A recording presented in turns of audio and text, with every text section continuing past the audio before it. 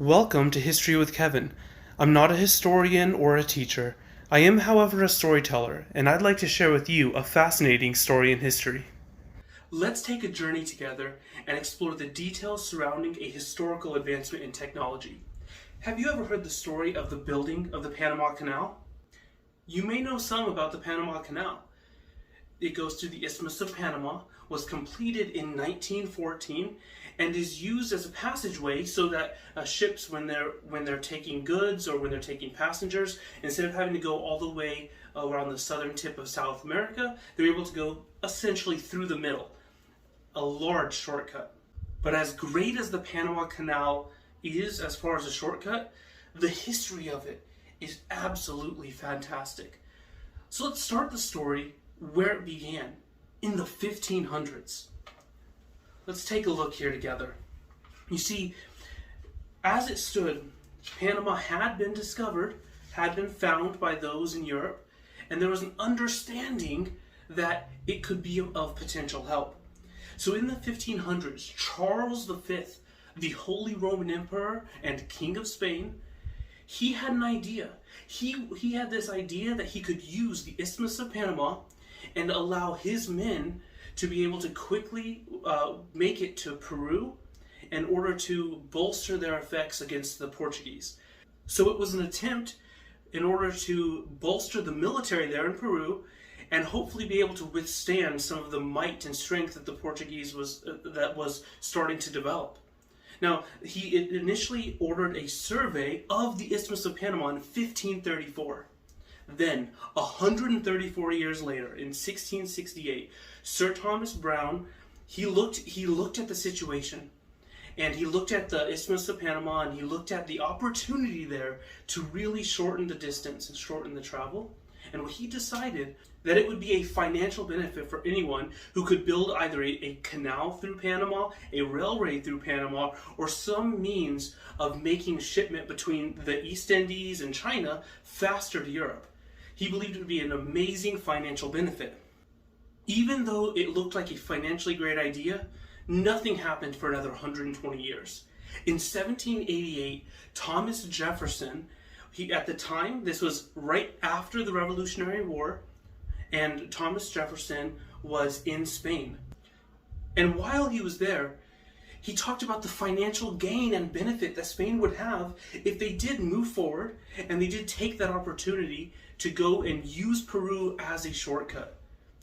This is the first time there was an initial survey, but this was the first time they actually started looking into the specifics of how a canal could be made. From 1788 to 1793, Alessandro Malaspina outlined the construction of the canal.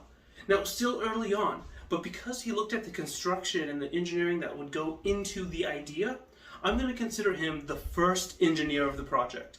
Unfortunately, nothing really went beyond that. Yes, there was this idea put together, and there was even some detailed plans. But it took until 1843 for someone else to start moving forward again. Now this time, it was Great Britain. Now, at the time, the owners of the land, the country at the time, was New Granada. And Great Britain established a treaty with them. This treaty would allow Great Britain to use the land, use the Isthmus of Panama, in order to create a canal and a pathway through. Now, when this was agreed upon and looked into, Great Britain had this idea that it would take just 5 years to complete. 5 years. It amazes me sometimes the ambition that people have. And we're going to see this as we explore other stories. There were great ideas, but at this point it had already been over 300 years. But Great Britain was certain, 5 years, that's all it would take. 3 years later, nothing had happened. And let's be honest, New Granada wanted the benefit, the financial gain that would come from there being something used throughout their land. So this time they made a deal with the U.S., specifically allowing the U.S. military to bring their navy and to come down and establish a railroad. So in 1846, the U.S. military got involved. 4 years later, the Panama Railroad began construction from 1850 to 1855. Now let's put this a little bit in context. 1850 was 10 years before the Civil War started. So we are in a very tumultuous time in the US. But as ever, we looked for an opportunity to have a financial gain. And this was that opportunity. In 1855, as the construction completed for the Panama Railroad, another canal engineer took an opportunity to look into the specifics. What would it take to have a canal go through the Isthmus of Panama? How amazing it would be to have ships, instead of having to sail around, which took about 22 days, to be able to have ships just go straight through, to save 22 days one way. That would allow for so much more trade. This second engineer, at least what I'm labeling as the second engineer of the Panama Canal, was William Kenish. And he did survey and again proposed this canal. Now, after him, nothing really happened. The railroad was being used, but ships would have to come to one side. Everything on the ship, anything of value would have to be loaded onto the railroads. The railroads would traverse Panama, get to the other side, and then be picked up by a new ship. As much as this was convenient to save some time, it did require the same company or the companies working together in order to be able to have ships on each side. And of course that allowed for opportunity for things to go wrong. It ruined possibilities of some of that financial success. We go 21 years into the future, 1876. At this point, a man by the name of Lucien Napoleon Bonaparte Weiss, I'm sure I butchered that name, I apologize, he surveyed the land for France. At this point, let's take a look. We've had New Granada involved, we've had Spain involved, we've had Great Britain, the US. Now the French are in control of this land. And the French are looking at an opportunity to truly build a canal. 5 years after Lucien Weiss went through and surveyed the land, we then get our third canal engineer, Ferdinand de Lesseps. Lesseps wanted a sea-level canal. Now, to give you some perspective, here's what the canal looks like. Now, based off of how things were going, they had to consider rainwater, they had to consider ebbs and flows throughout the year, and unfortunately, there was literally going to be an uphill battle in making this canal. But that's what Lesseps wanted, because he had already had success. Lesseps had already been successful with the Suez Canal. So this wasn't his first endeavor, and he wanted to do it in a similar fashion. Unfortunately, due to rain and disease, Lesseps did not have the same success that he had with the Suez Canal. By 1889, the first French effort under Lesseps went bankrupt.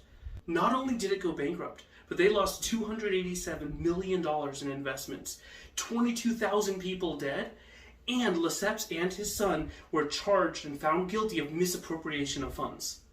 5 years later, now we enter into our second French company. In this, I apologize again for the name, the Campagne Nouvelle du Canal de Panama. Now they took on who I'm going to designate as the fourth canal engineer, Philippe Bernard Varia. Again, apologies if I pronounced that wrong. And he looked at this different than Lesseps. He looked at it and said that it would require a lock and lake system. Essentially, a lock and lake system would allow for there to be sections where they were able to raise or lower the water so that the ship could raise or lower. And then those sections would lead into a lake, allowing the ships to have time and be able to traverse the long distances of this Isthmus of Panama. Even though he had a really good idea, unfortunately, he also was unsuccessful. There was a lot of effort, a lot of work that went into it. In 1902, Teddy Roosevelt got involved. He believed that that going through the Isthmus of Panama, that having this Panama Canal would be an amazing advancement. And he looked at it as not only a U.S. financial advancement, he looked at it as an opportunity to connect and unite the world. After all, while he was not trying to expand the US as an empire, he was trying to establish the US as a dominant force within the world. So in 1902, Teddy Roosevelt helped pass the Spooner Act, which allowed the US to spend $40 million. We bought the equipment, we bought the excavation rights, but Colombia refused to allow us to actually move forward. We would have had to go to war with Colombia if we wanted to move forward in Panama. So Teddy Roosevelt had a better idea. What he allowed his men to do is he allowed his men to take advantage of the fact that Colombia had just been through a civil war known as the Thousand Days War. This civil war really depleted the Colombian forces. So they went to Panama and they said, you guys should announce yourself free from Colombia and we will back you up. Panama declared independence in 1903. By the time Colombia could even attempt to respond, there was already a U.S. military presence. Depleted from the previous civil war that they had, and unwilling to face a strong United States military, there wasn't even conflict. Panama essentially went peacefully. But this allowed an amazing opportunity for the U.S. and for Teddy Roosevelt. After we had finally gained the rights, by forming a treaty now with Panama, with the newly independent Panama, we finally have our fifth engineer in the process. And that is John Findlay Wallace. From 1904 to 1905, he attempted and was trying to work through the process of having the canal built. Unfortunately, he felt like there was too much red tape. He felt like too much of the military was involved. Too many things. There was too much restriction on his ability to truly lead this to being completed. And so after just 1 year, he quit. He was then followed by John Frank Stevens. Now, John Frank Stevens took over, and he, again, another great engineer, another very intelligent person. After 2 years, he was done. It was too much work. As of 1907, we've had 6 engineers. We've had almost 400 years, about 350 years since the original idea.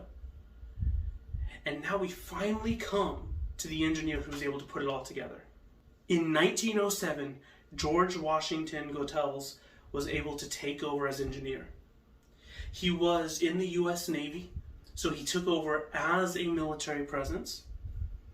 And for the next 7 years, he worked diligently, not only creating and completing the lock and lake system that they had, but also being the first person, the first engineer to last this long. While 7 years may not seem like a lot, not a single other engineer lasted 7 years throughout this process. In 1914, the Panama Canal was completed. Once it was completed, we can now look and see that the Panama Canal had its lockstep system. It lasted 51 miles. Now, what did this 51-mile canal do? It saved approximately 22 days of traveling. Approximately 3,500 nautical miles were saved. When it was said and done, there were 3 locks. The Miraflores lock. This was a 2-step flight that allowed ships to go 54 feet above or down to sea level. Then there was the Pedro Miguel lock. This was a single step that went up or down 31 feet. Finally was the Gaton locks. This was a 3-step lock that would allow ships to raise based off of sea level either 85 or lower 85 feet. This tremendous effort would allow ships to pass through. But in 1914 it was finally completed. The first ship to pass through was the SS Ancon. From 1534 to 1914, inception of the original idea, and finally the completion of the Panama Canal.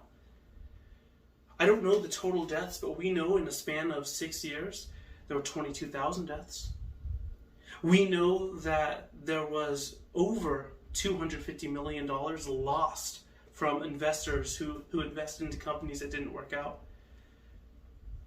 There were 7 total engineers. And finally, the completion of a marvelous project. I want you to take a look at this, because as much as I have talked about and shared what I think is wonderful about the Panama Canal, when you see it in action and you understand the absolute amazing engineering feat that went into this, you can understand how this truly did help connect parts of the Eastern world with the Western world. How it truly did become a financial advantage for multiple countries throughout the world. Yes, the military purpose that it was originally intended for is ultimately not how it is used. But we do see this amazing feat of engineering, this amazing historical tale, and the fact that something spanning 370 years was finally completed. Thank you for spending time with me today as I reviewed the story of the building of the Panama Canal. Now, hopefully you've been enjoying this, as I've been touching on very sporadic and random historical topics. That's what I intend to do, and that's what I want to keep doing for you guys. If there's ever any topic that you're either interested in, that you just want me to share with other people, let me know. I'd love to explore and look at different topics. While I have a huge list that I'd like to go through, what I really want to do is find history that inspires you. So please, leave a comment, subscribe, share with someone else who might be interested in history, or who you might want to have the opportunity to learn history from a storyteller. I really believe that there is a lot of opportunity here. This is hopefully going to be my contribution to sharing history with those who in the past tended to say that they didn't like history. And unfortunately, usually not liking history does come from having a history teller that's not interesting, or having someone crush that interest in learning the stories and fascinating things that have happened in our world. So thank you so much again for sticking with me on this journey. I'm excited as we continue and I continue to make new videos. Hope you have a wonderful day.